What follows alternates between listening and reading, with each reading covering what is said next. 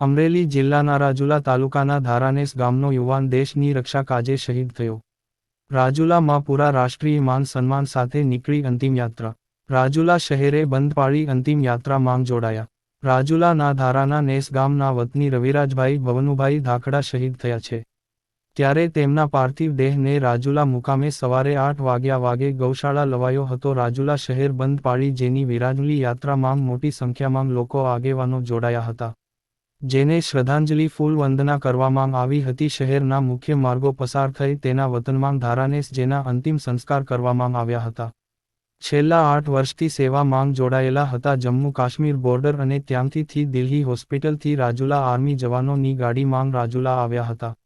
સંતો મહંતો શહેરીજનો સૌ કોઈએ અશ્રુભીની આંખે વિદાય આપી હતી. મૃતક વીર શહીદ યુવાન રવિરાજભાઈ ધખડા 4 બહેનો વચ્ચે એકના એક ભાઈ હતા. પરિવારજનો માંગ શોક છવાયો. રાજુલાના ચિરાગ બી જોશી દ્વારા જણાવાયું કે આ વિરાજલી યાત્રામાં બહોળી સંખ્યામાં લોકો જોડાયા હતા, જેના વતનમાં ધારાનેસ અગ્નિ સંસ્કાર કરવામાં આવ્યું હતું. રિપોર્ટર કાળુશા કનોજિયા, જાફરાબાદ.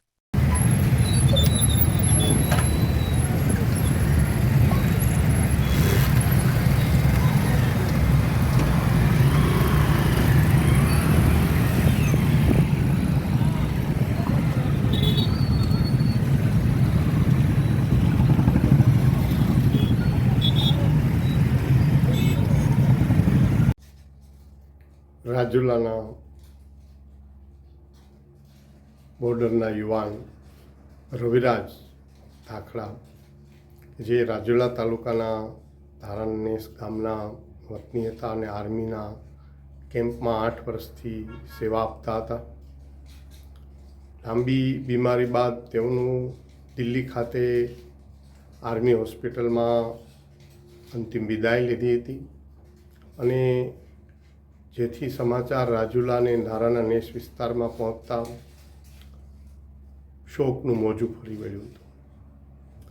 આ યુવાન આર્મી જવાનને વિદાય આપવા માટે રાજુલા શહેર બંધ પાળી અને અંતિમ યાત્રામાં જોડાયું હતું. સંતો મહંતો અને આગેવાનો દરેક લોકો આ અંતિમ યાત્રામાં જોડાયા હતા અને ત્યારબાદ રાજુલાથી ધારાના નેસ એનો પાર્થિવ દેહ લઈ જવાયો હતો અને ત્યાં એના અંતિમ સંસ્કાર કે જે લશ્કરી વિધિ પ્રમાણે કે જે સલામી સાથે 30 જેટલા લશ્કરી જવાનો